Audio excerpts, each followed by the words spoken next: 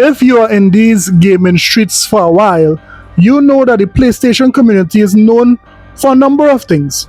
One of them is that these ponies, they love corn. It's corn! Because corn is awesome! So much so that one Uncle Pony would have lent his nephew his PlayStation 5. And upon his nephew returning the PlayStation 5, the uncle got a great surprise. Bro, my nephew been on my damn account, bro. I let my nephew have my account, bro. Oh no, bro! I typed in, really? I typed in TH. I got threesome thick. Yo, bro! I swear, bro. Bro, in the other day, bro. I'm not even kidding, bro. I'm not even kidding. Cause dog, the other day, bro, he messaged Cheeseaholics, bro. And he ended up playing Cheeseaholics in my team. And Cheeseaholics DM'd me, bro, and said, bro, was that you? I said, no, it's my nephew. Hey man, sure. My nephew goes on my shit time, bro. Stop, nah, bro. He likes breastfeeding videos. This is a sickness. Okay, I can't control it. Okay, it's in my family. My father said it's on his side. I can't control it. I don't understand. I mean, it makes me very sad. Yes, these ponies say it runs in the family. They say they come from a long line of sickos. But all they have to do to stop is repent, and thou shalt be saved. These ponies can't help themselves.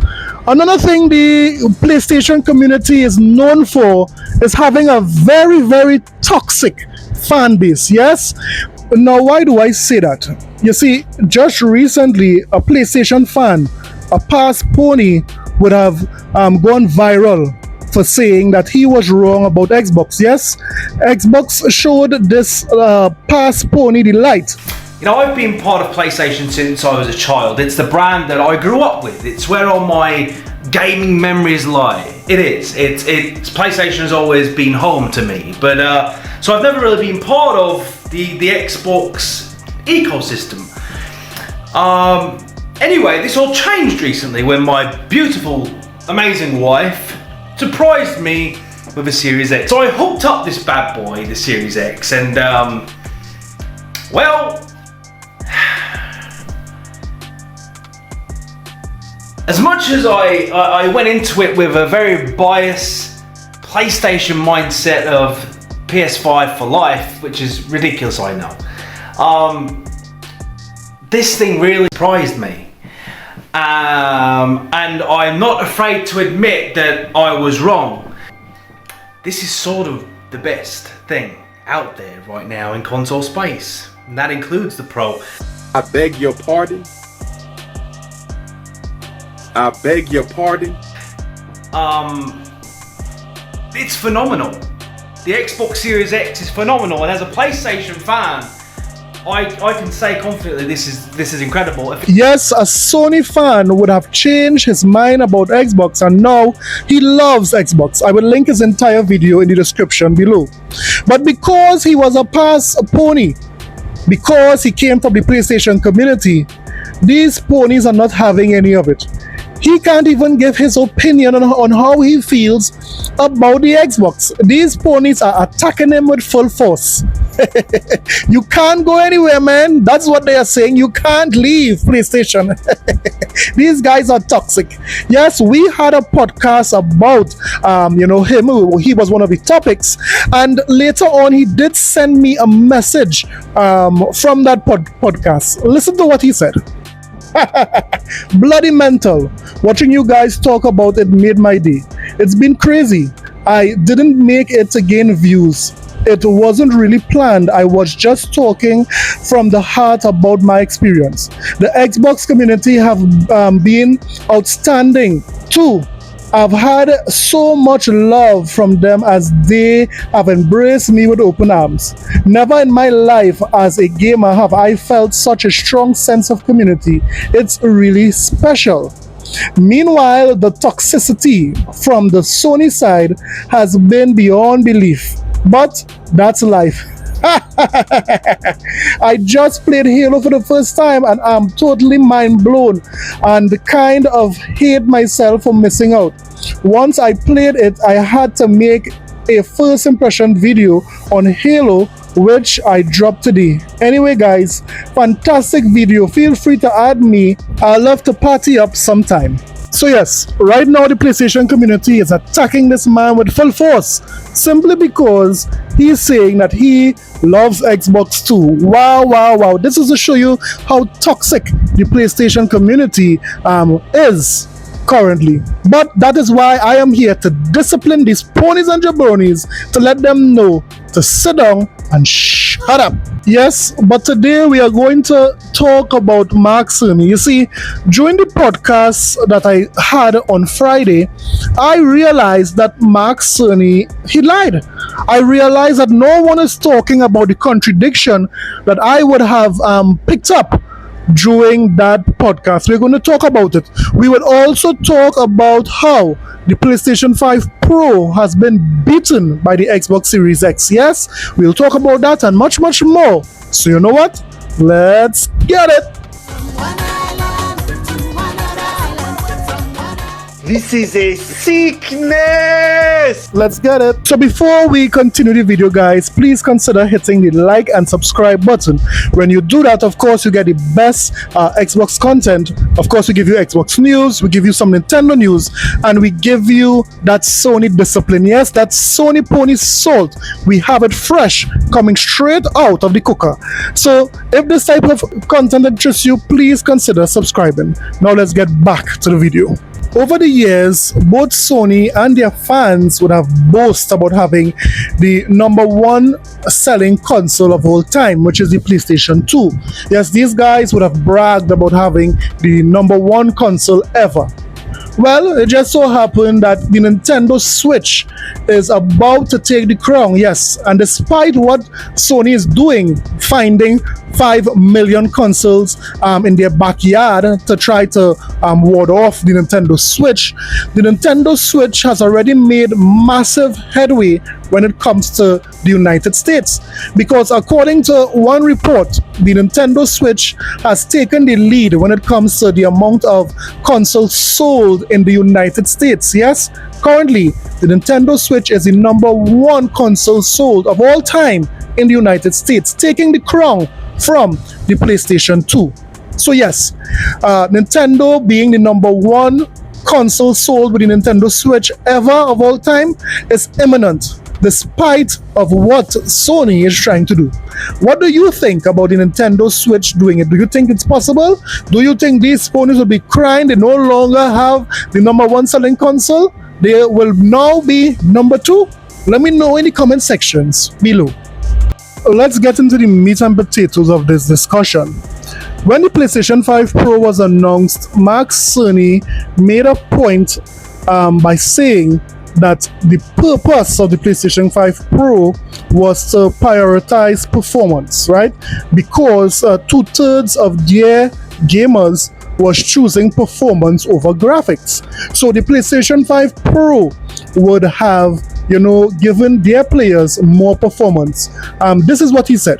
It's wonderful to see such variety and richness of game experiences. Creators have made amazing use of the hardware capabilities, but when I talk to them, I do hear about their desire for more graphics performance. The dreams of the developers are bigger than can be supported at 60 frames per second, and that leads to an aspect of modern gaming that we're all familiar with: graphics modes. It can be a difficult choice for players. Fidelity modes emphasize the visuals, typically through higher resolution rendering. These modes might also have enhanced detail or use more ray tracing. But the games only run at 30 frames per second. The visuals can be choppier and the controls less responsive. Performance modes emphasize frame rate and interactivity, typically choosing to run at 60 frames per second, mainly by reducing the graphical detail until those frame rates can be achieved. When asked to decide on a mode, players are choosing performance about 3/4 of the time.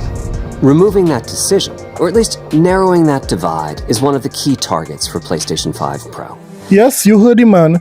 Because PlayStation players are choosing performance over fidelity, the purpose of the PlayStation 5 Pro was to give you better performance, meaning giving you games running over 60 frames per second, for most games. So one would think that if you are investing in the PlayStation 5 Pro, you expect your games to run at least 60 FPS. That's what you should expect for the console.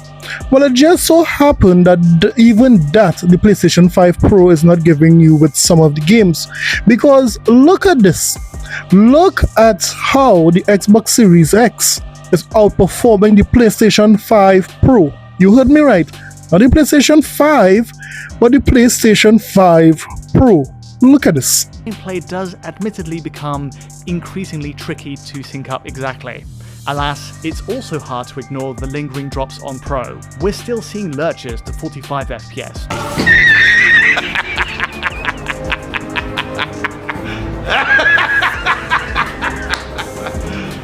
Are you serious? Just as enemies emerge from their pods on the opening jungle planet. Also, while improved, we're still generally operating in the 50 to 60 FPS range during set pieces involving swarms of enemies, like this moment as Tyranids clamber up the sides of a giant pit. In short, all of this puts PS5 Pro more often at 60 FPS than base PS5, which is a big plus obviously. It effectively creates a more palatable range for VRR to work if your display supports it. But do expect to see drops where it falls outside the ideal 48 to 60 Hz range on Sony's hardware.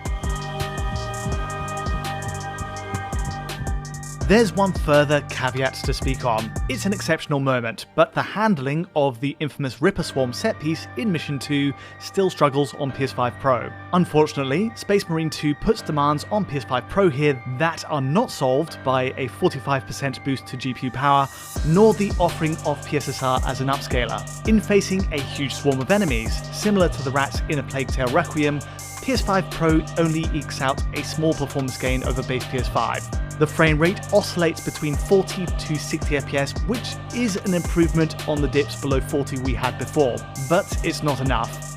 This is far from a salvageable 60 FPS experience, and perhaps highlights the limits of the similar CPU profiles of each console. Sticking with the speed mode for a final test, a frame rate comparison to Series X also shows mixed fortunes. With both consoles updated to patch 1.5, Series X has a 5 FPS advantage compared to the new Pro machine. I beg your damn pardon.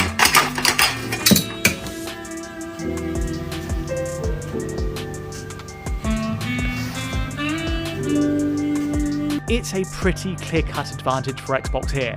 So if you are a Sony fan and you're watching this video, you would have just spent $800 for a console that is not even outperforming the Xbox Series X in all instances.